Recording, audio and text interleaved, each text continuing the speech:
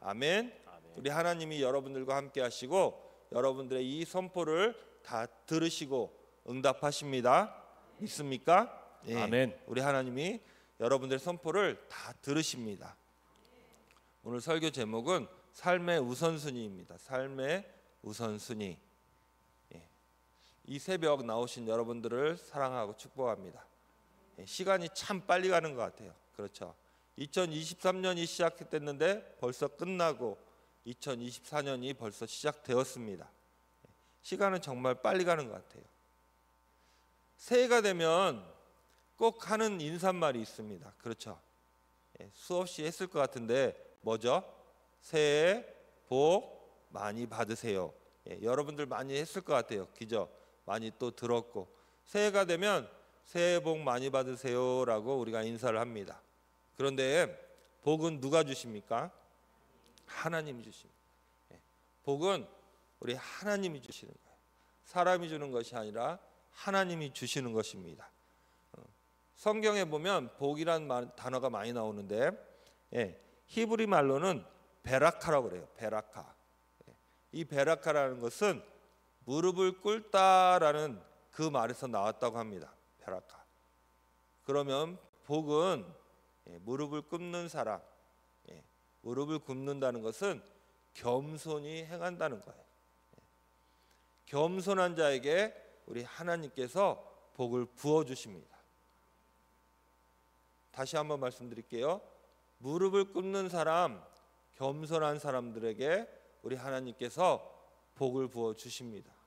여러분들 2024년 겸손한 삶을 살아서 하나님께서 부어주시는 축복의 주인공이 되시기를 간절히 축원합니다. 아멘. 예.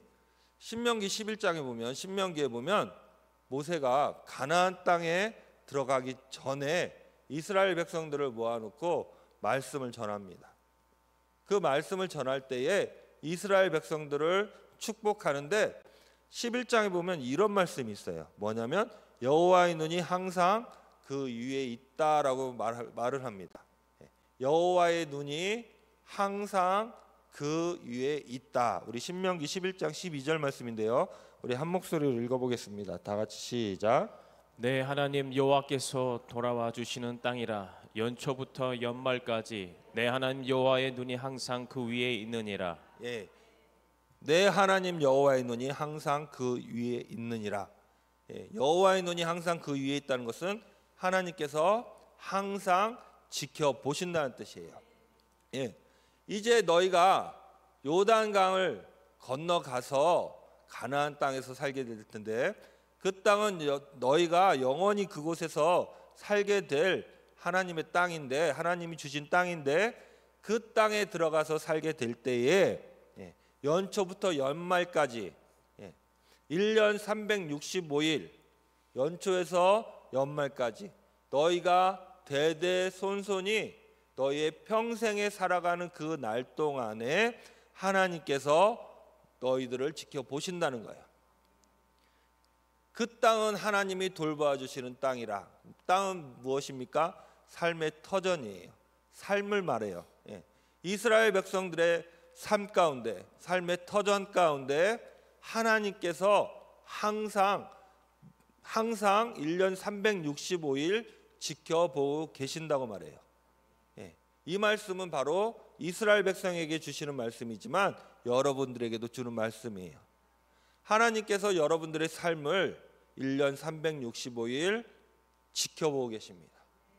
그런데 하나님이 지켜보시는데 하나님이 왜 지켜보실까요? 하나님이 무엇 때문에 지켜보실까요? 잘하고 있나? 못하나? 감시하려고 보실까요? 그런 말씀이 아니에요. 우리 하나님께서 이놈 잘하나 못하나 보겠다 이런 눈으로 보시는 것이 아니라 이 다음 구절에 뭐라고 나오냐면 이른 비와 늦은 비로 너의 모든 것들을 책임져 주신다는 말씀들이 쭉 나와요. 이 말씀은 뭐예요? 여러분 삶 가운데에 우리 하나님께서 1년 360을 지켜보시는데 여러분들의 필요가 무엇인지 여러분들에게 부족한 것이 무엇인지를 우리 하나님께서 계속 지켜보신다는 거예요. 그래서 여러분들의 필요가 있다면 이른 비로 미리 채워주시고 늦은 비로 그것을 풍성케 하신다는 말씀이에요. 하나님이 여러분들을 항상 지켜보십니다. 그런데 여러분들에게 필요한 것이 무엇인지, 여러분들에게 부족한 것이 무엇인지를 하나님께서 그것을 채워주시고 축복해 주시고 형통한 삶을 살 수 있도록 하시려고 지켜보신다는 거예요. 2024년도 우리 하나님께서 여러분들 삶 가운데에 항상 지켜보시는 그 은혜가 있을 줄로 믿습니다. 아멘. 우리 옆에 분들에게 그렇게 축복의 말씀을 전할게요. 하나님이 지켜보십니다 라고 말해주세요. 하나님이 지켜보십니다. 하나님이 여러분들의 필요가 무엇인지, 부족한 것이 무엇인지, 내가 너희를 어떻게 도와주어야 될 것인지를 하나님께서 지켜보신다는 말씀이 믿습니까? 예, 우리 어제부터 신약성경 통독을 하고 있는데 하나님 말씀 큰 은혜가 되실 줄로 믿습니다. 하나님 말씀 큰 은혜가 되실 줄로 믿습니다. 아멘. 그런데 은혜에서 그치는 것이 아니라 지켜 행하라고 말씀하십니다. 하나님 말씀에 큰 은혜 받으시고 그 말씀을 지켜서 행하는 자, 그러한 축복이 넘치기를 바랍니다. 신명기 오늘 말씀 30장 9절 10절 말씀 우리 한번 읽어보겠습니다. 다 같이 읽겠습니다. 시작. 내가 내 하나님 여호와의 말씀을 청종하여 이 율법책에 기록된 그의 명령과 규례를 지키고 내 마음을 다하며 뜻을 다하여 여호와 내 하나님께 돌아오면 내 하나님 여호와께서 내 손으로 하는 모든 일과 내 몸의 소생과 내 가축의 새끼와 내 토지 소산을 많게 하시고 내게 복을 주시되 곧 여호와께서 내 조상들을 기뻐하신 것 같이 너를 다시 기뻐하사 내게 복을 주시리라. 하나님께서 내게 복을 주십니다. 여러분들에게 복을 주십니다. 여러분들의 손으로 하는 모든 일과 여러분들의 몸의 소생과 여러분들 소유의 모든 것들에게 축복해 주시는데 뭐라고 말씀하시냐면 하나님의 말씀 곧 율법책에 기록된 그의 명령과 규례를 지키라고 말씀하십니다. 율법책에 기록된 그의 명령과 규례를 지키면 하나님께서 여러분들에게 놀라운 축복을 부어 주시겠다고 말씀하십니다. 그런데 복을 받아 누리고 싶어요. 그런데 하나님의 율법책에 기록된 하나님의 명령과 규례를 지키는 것은 그렇게 쉬운 일이 아닙니다. 그렇죠? 율법에 기록된 하나님의 명령과 규례가 그 학자들은 613개라고 그래요. 613개의 그 율법 조항들을 명령과 규례를 지켜 행하는 것을 온전히 지켜 행하는 것은 참으로 어렵습니다. 사람의 능력으로 어쩌면 불가능해요. 그래서 로마서에 뭐라고 말씀하십니까? 사람은 모두 죄인이고 이 죄인이기 때문에 율법의 말씀을 온전히 지킬 수가 없는데 율법은 죄를 깨달을 뿐이라고 말했어요. 그런데 신명기 말씀에서는 뭐라고 말씀하시냐면 신명기 말씀에서는 여호와의 말씀 율법책에 기록된 명령과 규례를 지켜 행하라고 말씀하십니다. 그뿐만이 아니에요. 그 명령과 규례는 쉽고도 또 가까이 있다. 다시 말하면 어려운 것이 아니고 또 먼 것도 아니라고 이렇게 말씀하세요. 우리 신명기 오늘 아까 읽었던 말씀인데 30장 11절 말씀 우리 같이 읽겠습니다. 다 같이 시작. 내가 오늘 내게 명령한 이 명령은 내게 어려운 것도 아니요 먼 것도 아니라. 너희들에게 어려운 것도 아니요 먼 것도 아니다. 어렵지 않다는 것은 쉽다는 뜻이죠. 하나님의 말씀, 명령, 규례, 율법은 어려운 것도 아니고 또한 먼 것도 아니다. 그러면 가까이 있다는 거예요. 하나님의 말씀은 먼 것도 아니고 또한 쉽다라는 거예요. 그런데 또 뭐라고 말씀하시냐면 신명기 30장 12, 13절 같이 읽겠습니다. 시작. 하늘에 있는 것이 아니니 내가 이르기를 누가 우리를 위하여 하늘에 올라가 그의 명령을 우리에게 가지고 와서 우리에게 들려 행하게 하려 할 것이 아니요 이것이 바다 밖에 있는 것이 아니니 내가 이르기를 누가 우리를 위하여 바다를 건너가서 그의 명령을 우리에게로 가지고 와서 우리에게 들려 행하게 하려 할 것도 아니라. 율법은 하나님의 명령과 규례는 저 하늘 끝에 있는 것이 아니라고 말해요. 그러면서 너희들이 말하기를 누가 내 대신 저 하늘에 가서 하나님의 말씀을 가지고 와서 내게 들려 행하게 하라고 말했으면 좋겠다라는데 그렇게 하는 것이 아니다. 아니니 아니요. 하늘에 있는 것이 아니니 누가 대신 하늘에 가서 하나님의 말씀을 가지고 와서 내게 들려 행하게 하라고 하지 말라라고 말해요. 그리고 또 바다 밖에 있는 것도 아니라 바다 밖 멀리 있는 것도 아니니 누가 나를 대신하여 바다 밖 멀리 가서 하나님의 말씀을 가지고 와서 내게 들려주고 내게 그것을 지켜 행하라고 말하지도 말라고 말씀하세요.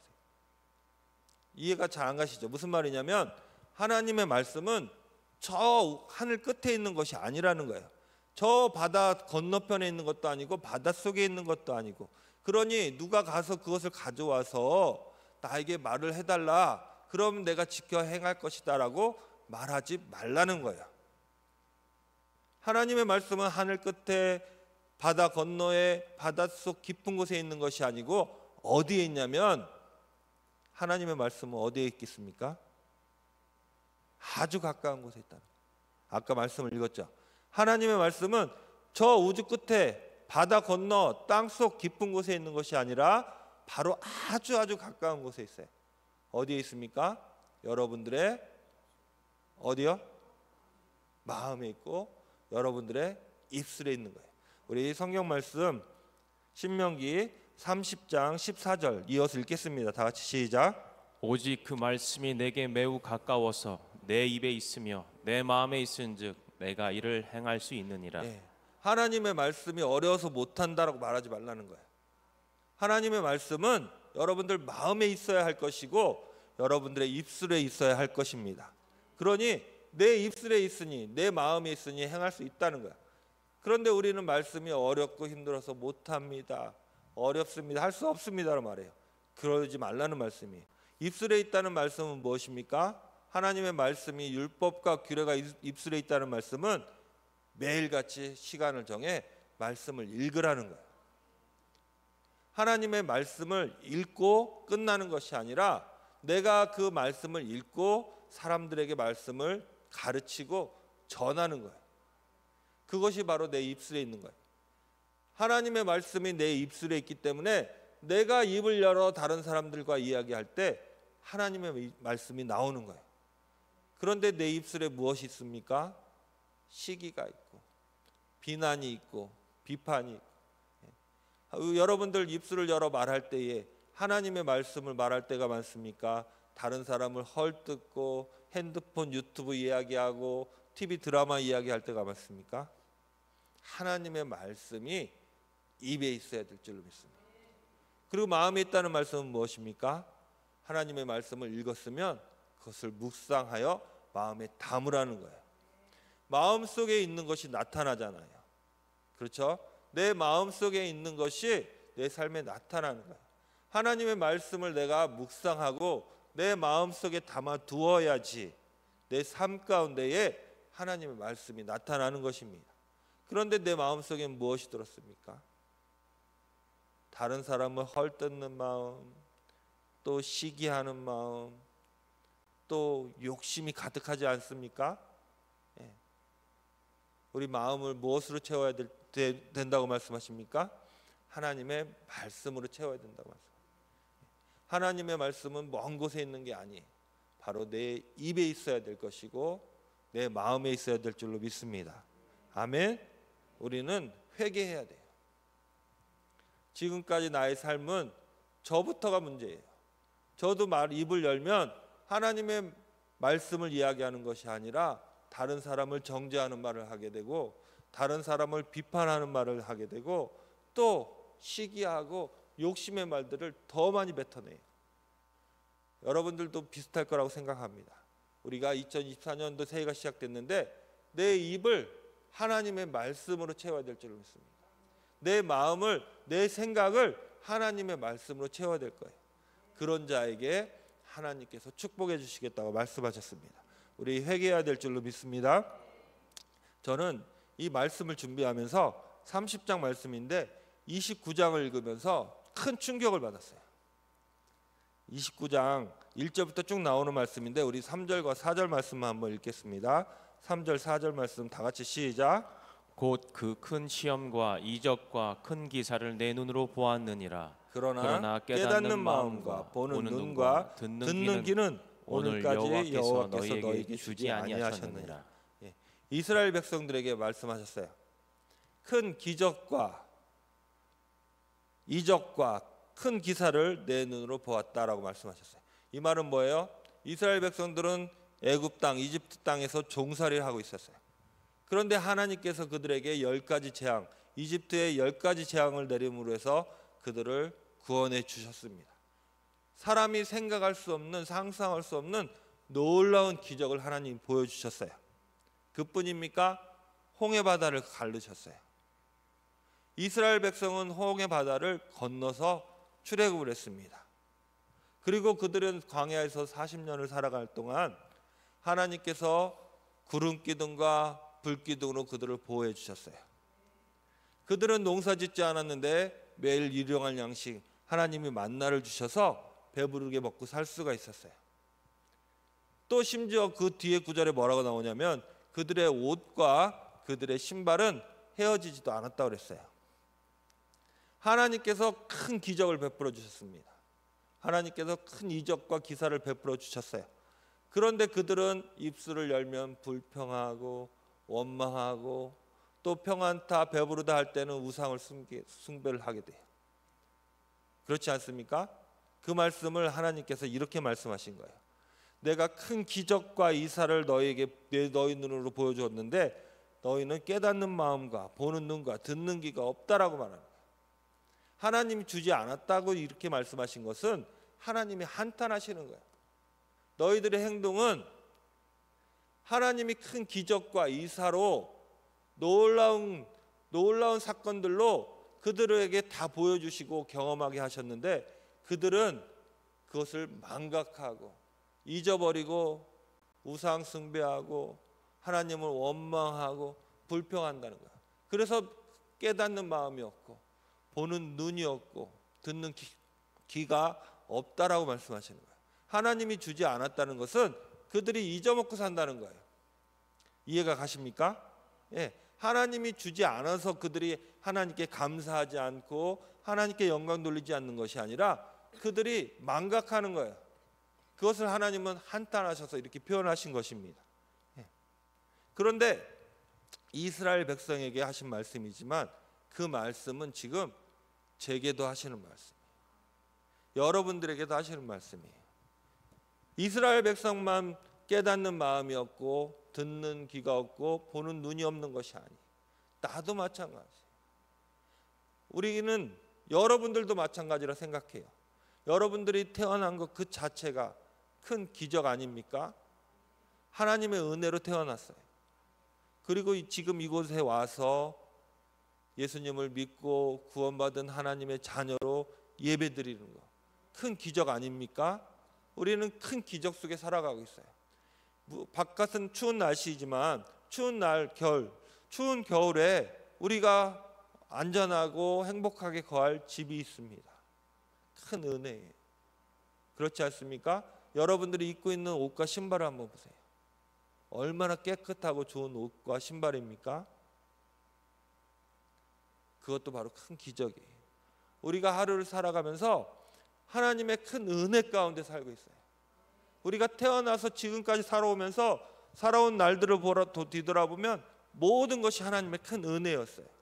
그런데 내 입술은 원망하고 불평하고 또 나는 내가 없는 것들만 생각해요. 시기하고 질투하고 미워하고 그렇지 않습니까? 지금 이 말씀은 깨닫는 마음, 듣는 귀, 보는 눈이 없다는 것은 이스라엘 백성뿐만 아니라 저와 여러분에게도 동일하게 하나님이 하시는 말씀이에요. 우리가 회개해야 될 줄로 믿습니다. 그리고 다시 돌아봐야 될 줄로 믿습니다. 하나님께서 뭐라고 말씀하시냐면 너희 앞에 생명과 복과 사망과 화가 바로 앞에 있다고 말씀하세요. 우리 신명기 30장 15절 말씀입니다. 다 같이 읽겠습니다. 시작. 보라, 내가 오늘 생명과 복과 사망과 화를 내 앞에 두었나니. 우리 삶 앞에, 내 앞에 생명과 복이 있고 사망과 화가 있어요. 여러분들은 생명과 축복의 사람들인 줄로 믿습니다. 그러려면 하나님의 말씀을 우리가 입술에 두고 마음에 두어야 될 줄로 믿습니다. 아멘. 그런데 하나님의 말씀, 계명, 또 율법, 규례를 지켜 행하는 것은 요한일서 5장 3절에 보니까 아주 쉬운 거라고 말씀하셨어요. 근데 그것은 딱 한 가지예요. 딱 한 가지예요. 요한일서 5장 3절 말씀 보겠습니다. 다 같이 시작. 하나님을 사랑하는 것은 이것이니 우리가 그의 계명들을 지키는 것이라. 그의 계명들은 무거운 것이 아니로다. 그의 계명들은 무거운 것이 아니에요. 쉬운 거예요. 간단한 거예요. 그것은 무엇이냐면 우리가 그의 계명을 지키는 것은 무엇입니까? 하나님을 사랑하는 것이. 여러분들 하나님 사랑하십니까? 그게 가장 중요한 거예요. 하나님을 사랑하면 우리는 하나님의 계명들을 지키는 거라고 말씀하세요. 613개를 하나하나 세분해서 모든 것을 지켜야 된다고 생각하는 것이 아니라 가장 중요한 이거 하나를 시작하면 모든 것이 해결되는 거예요. 하나님을 사랑하십니까? 더욱 뜨겁게 하나님을 사랑하는 우리 한밭제일교회 성도님 되시기를 바랍니다. 하나님을 사랑하시는 거예요. 그런데 예수님이 뭐라고 말씀하시냐면 마태복음 4장 4절 말씀 우리 다 알고 있을 거예요. 사람이 떡으로만 사는 것이 아니요 하나님의 입으로부터 나오는 무엇으로 산다고요? 말씀으로 사는 거예요. 우리에게 떡은 너무너무 소중합니다. 그런데 떡보다 더 중요한 것은 말씀이에요. 떡은 육적인 것을 말해요. 그렇죠? 육적인 것을 말한다면 말씀은 영적인 거예요. 떡도 소중하지만 더 우선순위는 영적인 말씀이 있다는 거예요. 여러분들의 삶 속에 우리가 살아갈 때에 육적인 것들이 너무너무 필요하지만 육적인 것에 앞서서 더 중요한 영적인 것을 추구해야 돼요. 믿습니까? 우리가 시간을 정해서 삶을 살아갈 때도 하나님께 드리는 시간을 우선순위로 배분해야 돼요. 그래서 영적인 것을 우선으로 하고 난 이후에 영적인 것을 채워야 돼요. 육적인 게 필요 없다는 게 아니에요. 우선순위를 정해야 된다는 말씀이에요. 우리가 물질을 헌금을 할 때도 먼저 구분해서 하나님께 드리고 남은 것을 사용하잖아요. 시간도 마찬가지. 모든 일에 있어서 영적인 것이 우선이 되어야 될 줄로 믿습니다. 그러면 하나님께서 기뻐하시고 넘치는 축복을 부어 주십니다. 아멘. 아멘. 우리 기도하겠습니다.